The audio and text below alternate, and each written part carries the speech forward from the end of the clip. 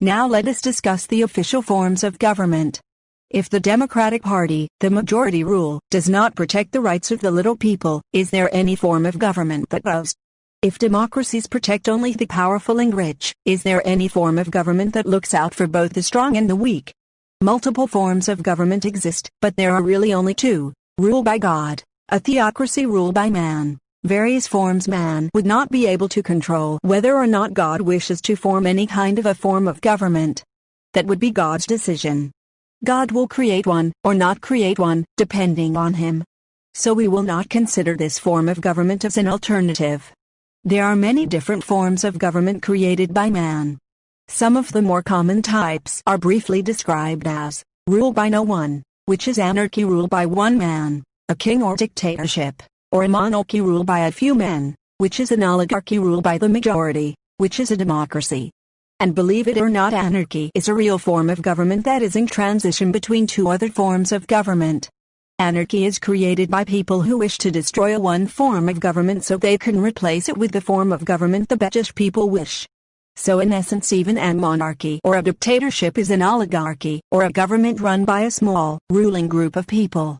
Every dictator has its small circle of advisors, who let the king or dictator rule as long as he or she does so to the benefit of the oligarchy. I seriously doubt that there has ever been a true dictatorship anywhere in the world, except maybe in some remote areas, such as in a tribe or in a clan. And also this is how it should be with a democracy. This form of government is traditionally controlled at the top by a small ruling group. People that are in a democracy are conditioned to believe that they are the decision-making power in the government, but in reality there is almost always a small group of powerful people at the top making the decisions for the entirety.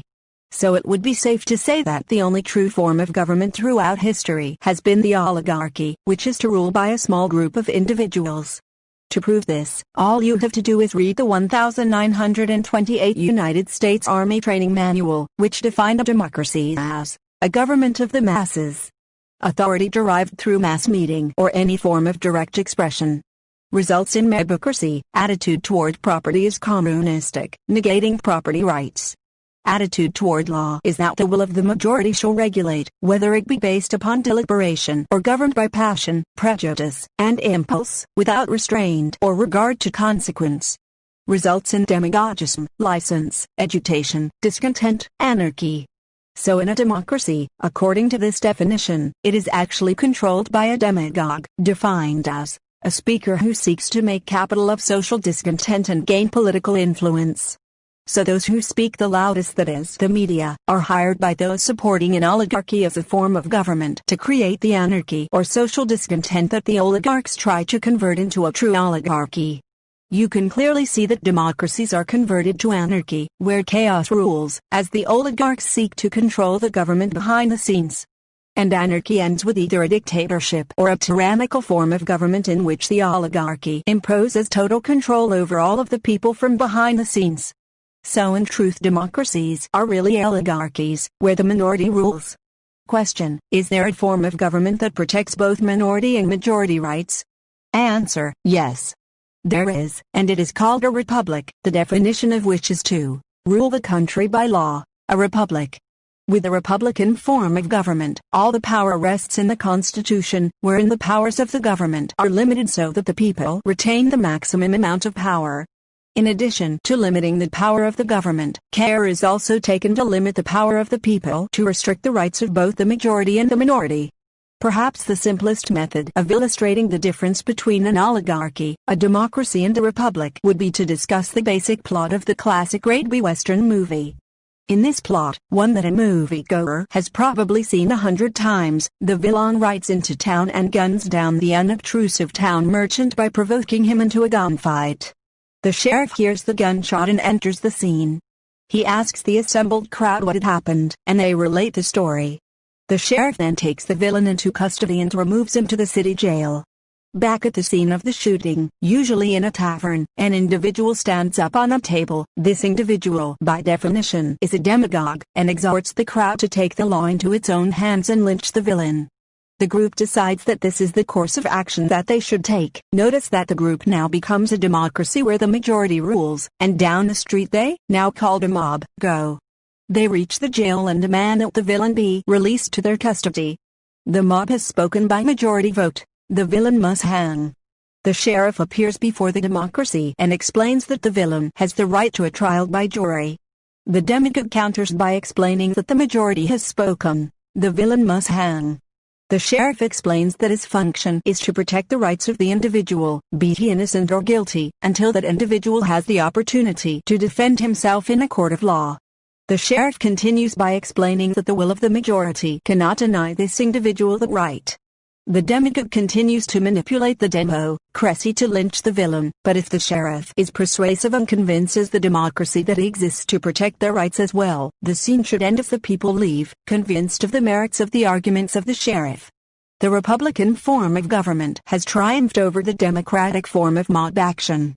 In summary, the sheriff represents the republic, the demagogue the control of the democracy, and the mob the democracy. The republic recognizes that man has certain inalienable rights and that government is created to protect those rights, even from the acts of a majority. Notice that the republic must be persuasive in front of the democracy and that the republic will only continue to exist as long as the people recognize the importance and validity of the concept. Should the people wish to overthrow the republic and the sheriff, they certainly have the power, but not the right, to do so. But the persuasive nature of the republic's arguments should convince the mob that it is the preferable form of government. There is another example of the truths of this assertion. It is reported in the Bible. The republic, in the form of the Roman government, washed its hands of the matter after finding the accused Jesus innocent of all charges, and turned him over to the democracy, which later crucified him. It would be greatly appreciated if you took the time out to give this video a press of the thumbs up button. Tell us what you think in the comments and share this information with your friends and family. There is a lot of important information in these videos that the majority of ordinary citizens should know. Show support to our channel by subscribing if you already haven't. It is easy to see how democracy can turn into anarchy when unscrupulous individuals wish to manipulate it. The popular beliefs of the majority can be turned into a position of committing some injustice against an individual or a group of individuals. This then becomes the excuse for the unscrupulous to grab total power, all in an effort to remedy the situation. Alexander Hamilton was aware of this tendency of a democratic form of government to be torn apart by itself, and he has been quoted as writing, "We are now forming a republican government. Real liberty is not found in the extremes of democracy, but in moderate governments. If we incline too much to democracy, we shall soon shoot into a monarchy, or some other form of dictatorship." Others were left to comment on the perils of a democratic form of government. One was James Madison, who wrote, "In all cases where a majority are united by a common interest or passion, the rights of the minority are in danger." Another was John Adams, who wrote, "Unbridled passions produce the same effects, whether in a king, nobility, or a mob." The experience of all mankind has proved the prevalence of a disposition to use power wantonly. It is therefore as necessary to defend an individual against the majority, in a democracy, as against the king in a monarchy. In a democracy then, might makes right. In a republic, right makes might. In a democracy, the law restricts the people. In a republic, the law restricts the government. When Moses of the Bible carried the 10 Commandments down to the people, they were written on stone. The majority of the people did not vote to accept them. They were offered as the truth, and were in stone to teach the people that they couldn't change them by majority vote. But the people rejected the commandments anyway, just as they couldn't reject the principles of the Republican form of government should they choose to do so. America's founding fathers, while not writing the laws in stone, did attempt to restrict man's ability to tamper with them. The rules for revising or amending the Constitution are rigidly set out in the provisions of the Constitution itself. George Washington, in his farewell address to the American people as he was leaving the presidency, spoke about the amending of the Constitution. If in the opinion of the people, the distribution or modification of the constitutional power be in any particular wrong, let it be corrected by an amendment in the way in which the Constitution designates. But let there be no change by usurpation, for though this, in one instance, may be the instrument of good, it is the customary weapon by which free governments are destroyed. It was about the same time that a British professor named Alexander Fraser Tytler wrote, "A democracy cannot exist as a permanent form of government. It can exist only until the voters discover they can vote themselves largesse, defined as a liberal gift, out of the public treasury. From that moment on, the majority always votes for the candidate promising the most benefits from the public treasury, with the result that democracy always collapses over a loose fiscal policy, always to be followed by a dictatorship. Here is outlined the procedure by which democratic, or even republican, forms of government can be turned into a dictatorship. This technique of subverting a democracy into a dictatorship was spelled out in a book in 1957 by Jan Kozik, a member of the Secretariat of the Communist Party of Czechoslovakia. Mr. Kozik titled his book How Parliament Took a Revolutionary Part in the Transition to Socialism and the Role of the Popular Masses. The American version of his book is titled And Not a Shot is Fired, The Communist Strategy for Subverting a Representative Government. Mr. Kozik describes what has been called the pincers movement, the method by which the conspirators can use the parliament, the pressure from above, and the mob, the pressure from below, to convert a democracy into a dictatorship. Mr. Kozik explained his strategy, a preliminary condition for carrying out fundamental social changes and for making it possible that parliament be made use of for the purpose of transforming a capitalistic society into a socialistic one, is A. To fight for a firm parliamentary majority which would ensure and develop a strong pressure from above, and B. To see to it that this firm parliamentary majority should rely on the revolutionary activity of the broad working masses exerting pressure from below. What Mr. Kozik proposed was a 5-part program to seize control of a government. The first step consisted of having the conspiracy's own people infiltrate the government, the pressure from above. The second step was to create a real or alleged grievance, usually through either an action of government or through some situation where the government should have acted and didn't. The third step consisted in having a mob created by the real or alleged grievance that the government or the conspiracy caused, demand that the problem be solved by a governmental action, the pressure from below. The fourth step consisted in having the conspirators in the government remedy the real or alleged situation with some oppressive legislation. The fifth step is a repeat of the last three. The legislation that the government passes does not solve the problem, and the mob demands more and more legislation until the government becomes totalitarian in nature by possessing all of the power. And total power was the goal of those causing the grievance. The plan is, as Nesta Webster wrote in her book World Revolution, the systematic attempt to create grievances in order to exploit them.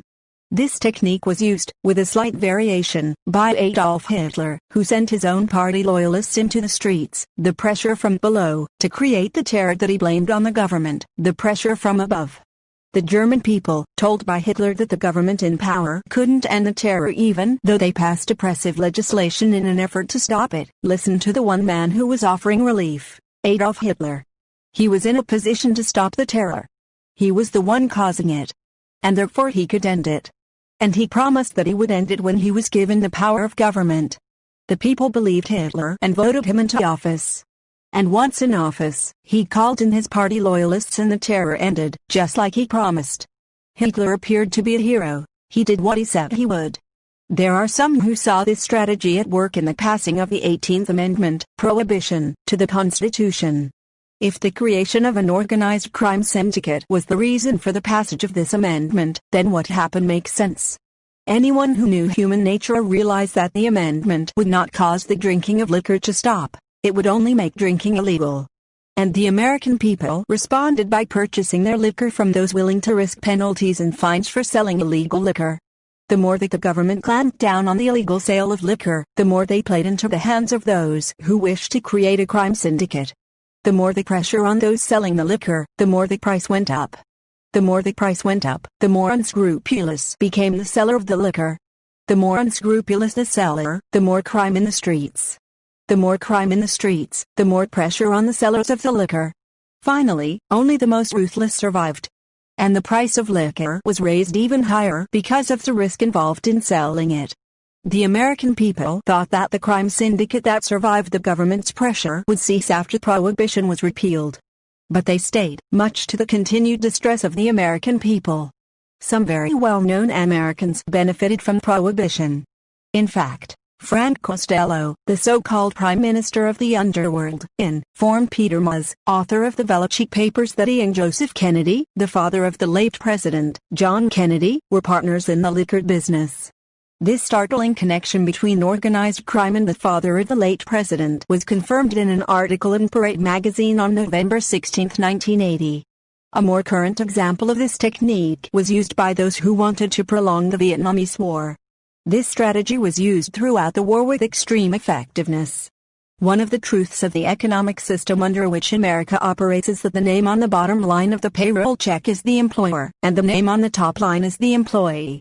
As long as the employee continues to perform as requested by the employee continues getting payroll checks. When the employee ceases to perform as requested, the checks are no longer issued. The same principle applies in the funding of the public universities during the Vietnamese War. A good percentage of the anti-government, anti-Vietnamese War protesters came from the college campuses in the United States. These schools were heavily financed by the very government that the college students were protesting against. Yet the funding from the federal government continued. In other words, the employee, the schools, were producing a product, the anti-war protesters, that was pleasing to the employer, the federal government. And, as long as the schools kept producing a product pleasing to the employer, the checks continued. Is it possible that the government, acting as the pressure from above, intentionally funded schools because it wanted these schools to produce anti-government dissidents, the pressure from below? Is it possible that the government's purpose was to prolong the war? Is it possible that this was the method by which the American people were conditioned to support the no-win strategy of America's involvement in the war? The American people, until at least the Korean War, believed that our government should first avoid wars, but once in one, they believed the government should win and then leave. But the government's strategy during the Vietnamese War was never to win but to find ways to prolong the war, and the anti-war protesters were created for the purpose. The strategy was simple. The public was told by the major media that covered every meeting of 3 or more anti-war protesters that to oppose the war was un-American. The protesters were to do everything to discredit the American flag, the nation, and the military. To do this they burned the flag, used obscenities, and carried the flag of the enemy, the Viet Cong. All of these activities were calculated to tell the American people that there were only 2 choices in the war. 1. Support your government in whatever action they might take in the war, or 2. Join the protesters in objecting to the war by burning the flag, using obscenities, and carrying the flag of the enemy. Another slogan made popular during the war was, "Your country, love it or leave it." There were only 2 options being offered: either support your government in its no-win strategy, or leave the country. The traditional goal of America's strategy in a war, victory, was not being offered as an alternative. The most glaring, although not commonly understood, example of the no-win war strategy was the use of the peace sign, made by extending the first 2 fingers into a V. This gesture was first made popular during World War II by Winston Churchill, who meant the symbol to mean victory. No one ever explained what the letter V had to do with the word peace, but it didn't matter, as it was intended to cause the American people to think of peace and not victory in the Vietnamese War. The strategy worked. The American people allowed the various administrations involved to wage the war without the goal of a victory, and the war continued for about 10 years. It is a well-known fact that the quickest and surest path to victory in any war is to deny the enemy the materials he needs to wage the war. In 1970, the world's largest petition drive focused on the fact that America was supplying Russia with strategic military items while Russia was supplying 80% of North Vietnam's war materials. This petition drive was supported by the signatures of around 4 million Americans, yet it hardly received any press coverage. As the petitions were assembled, they were sent to U.S. congressmen and senators, but nothing was done, and the aid and trade to Russia continued. There was no question in the minds of those who circulated the petitions that the war would have been over in a very short time if this aid and trade stopped. The strategy worked. The American people no longer offered a victory as an alternative, and turned off by the protesters who urged them to end the war, supported their government's no-win strategy, and the war kept grinding on, killing and injuring scores of American fighting men and women, as well as countless Vietnamese on both sides of the war. That offensive in 1968, and her family remembers it well. They became refugees after the fall of Saigon. One thing that you will see in the communist strategy on the Vietnam War is every presidential year they were able to mobilize some sort of an offensive that would get the attention over here, and that's one thing that happened in 68. The other, by the way, this is kind of interesting because we just showed a clip of a South Vietnamese explanation, and in so many of these other documentaries we're seeing, you get straight propaganda footage out of Hanoi about what their soldiers were doing, and when you get direct interviews with the American Marines and soldiers who are like reminiscing in a very personal way, and they're set next to each other, and people can be led to one conclusion or another.